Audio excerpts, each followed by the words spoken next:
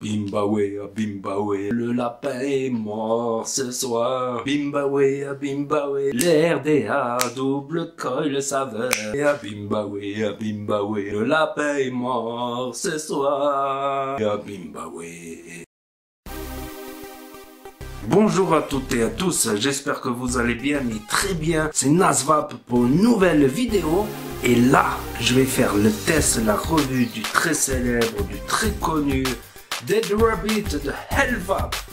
J'en ai tellement entendu parler partout, Dead Rabbit par-ci, Dead Rabbit par-là, que je me le suis acheté pour faire mon propre avis et il coûte pas cher en plus. Franchement, je l'ai pris comme ça en gunmetal, j'aime bien, ça va bien avec le noir, le gunmetal, ça va un peu partout. Donc je l'ai essayé en single coil avec un Alien 3 âmes en nichrome. Et là j'ai fait le montage en double coil avec deux fuses de Clapton en NI80. Donc mettez un pouce bleu et abonnez-vous si vous voulez voir le packaging en entier, le montage en plan serré. Merci.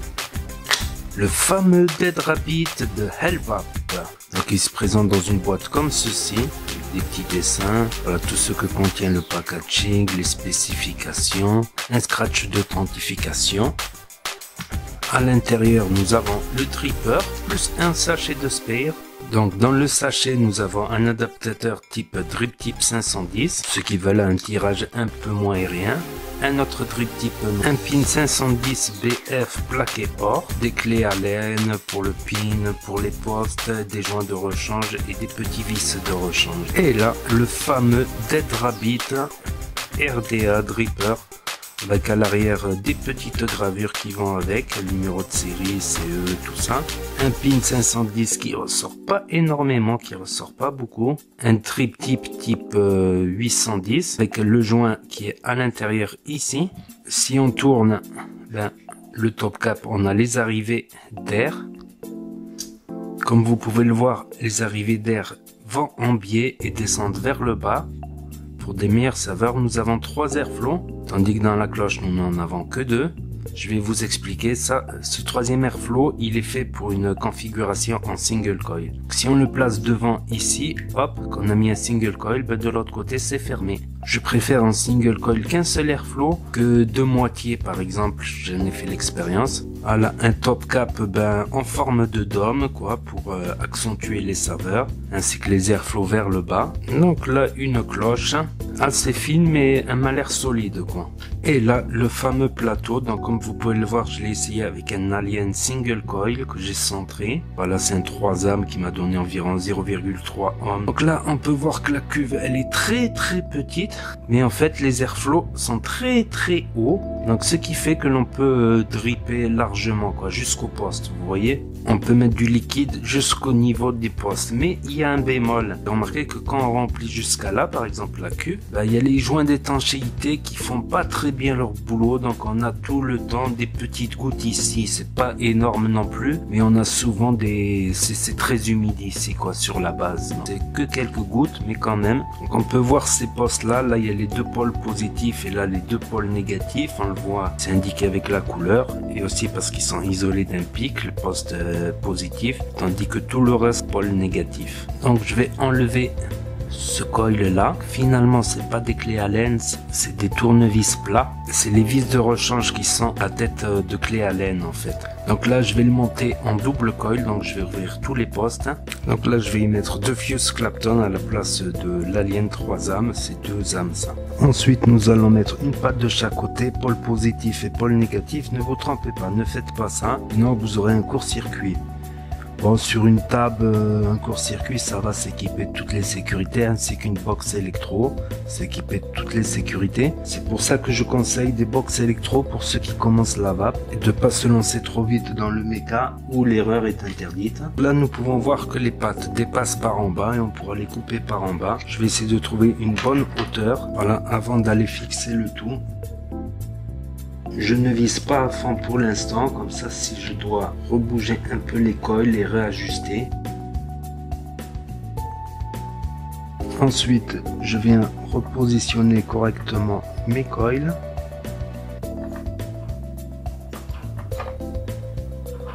Voilà, afin qu'ils soient bien droits et centrés. Et là, je viens bien resserrer. Je tiens comme ça le coil afin que les spires ne s'espacent pas trop.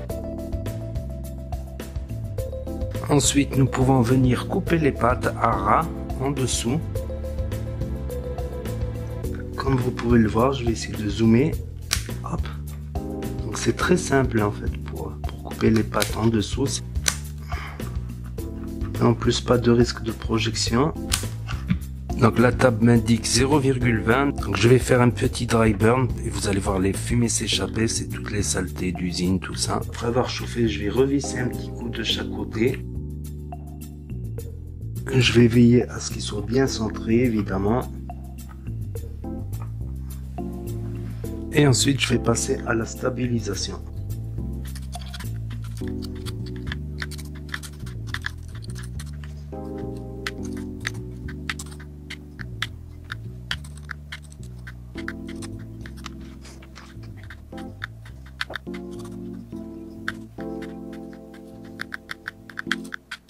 Il y en avait un qui était un petit peu plus haut, je l'ai réajusté. Donc là, ça chauffe bien des spires du milieu vers les extérieurs en même temps. Ça a l'air bon, à peu près bon, quoi. Donc nous allons laisser refroidir et nous allons passer au cotonnage. Donc j'ai préparé 2 cotons, toujours dans le sens de la fibre.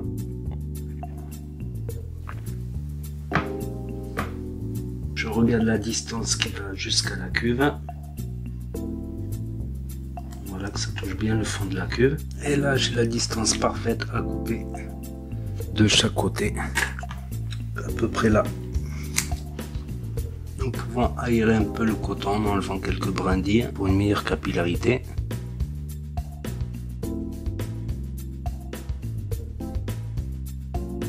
Et voilà, on met du liquide partout sur les cotons, quoi.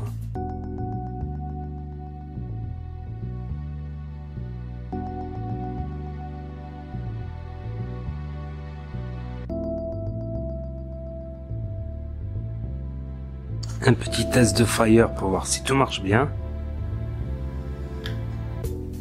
Donc voilà, il fait 24 mm de diamètre, je sais pas si j'ai oublié de le dire. Et le voici, le voilà, tout prêt pour le test, pour les points négatifs et les points positifs. Et donc ça marche bien.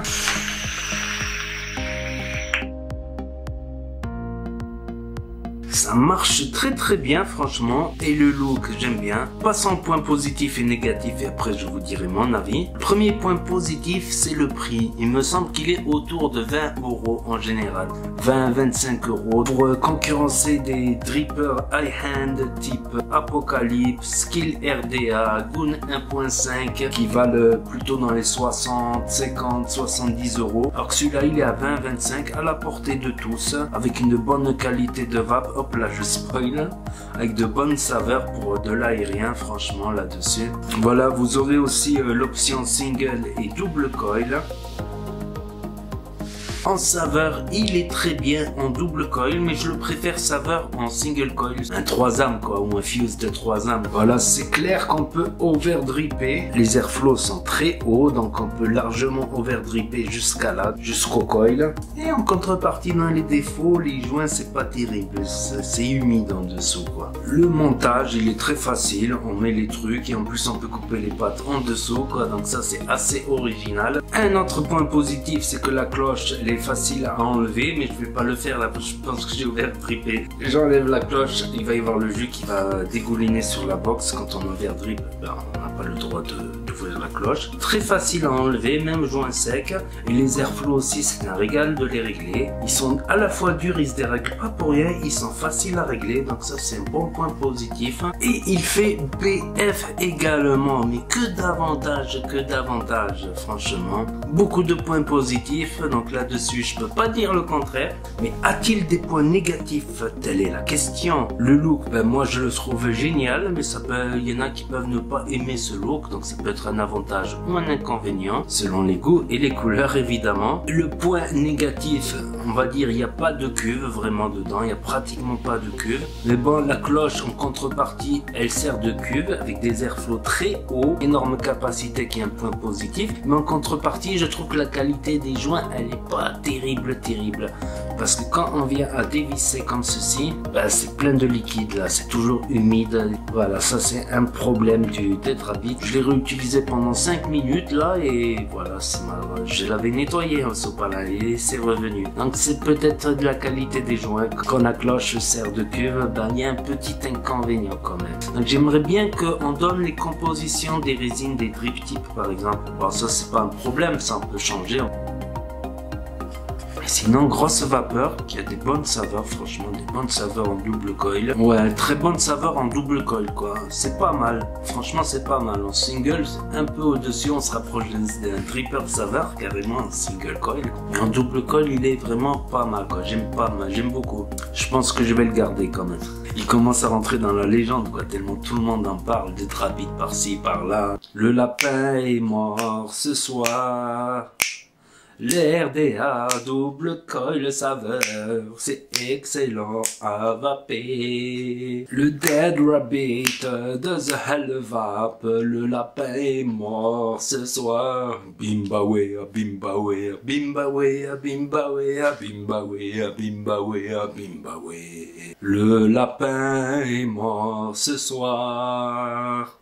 Un petit dripper, double coil saveur, qui peut passer en single coil, super saveur. Bimbawea, bimbawea, bimbawea, bimbawea, le lapin est mort ce soir. Voilà, sinon j'aime beaucoup sa vape, j'aime beaucoup la contenance, les saveurs, la vapeur, le look. Et le seul truc qui me dérange, c'est quand j'overdrip, ben, c'est fait pour overdripper, mais c'est toujours humide en dessous, quoi. Ou quand je pose voilà mes drippers dans les portes drippers, quoi. Voilà, je sais qu'il y en a certains, tu auras toujours du liquide en dessous. Et t'en as d'autres, non. Ou pratiquement pas. D'ailleurs, je voulais le comparer justement au Crius 2 qui a un look un peu plus classe. Donc si je fais une petite vidéo comparatrice de quelques minutes entre le Tetrabit et le Crius 2, ben je mettrai les mêmes coils sur le Crius 2 pour pouvoir vraiment comparer tac tac tac, vraiment avec le même jus et tout. Donc n'hésitez pas à vous abonner si vous voulez suivre mes prochaines vidéos et à cliquer sur la petite cloche et à partager la vidéo et à commenter. Et n'oubliez pas les pouces bleus si vous voulez sauver les lapins d'Amazonie. Un pouce bleu et c'est un lapin d'Amazonie sauvé. Et à très bientôt les potos pour de nouvelles revues, vidéos et tutos. C'était NasVap pour vous servir. Et vous savez très bien que si le courant passe, la tueuse trépasse et ça vape bien.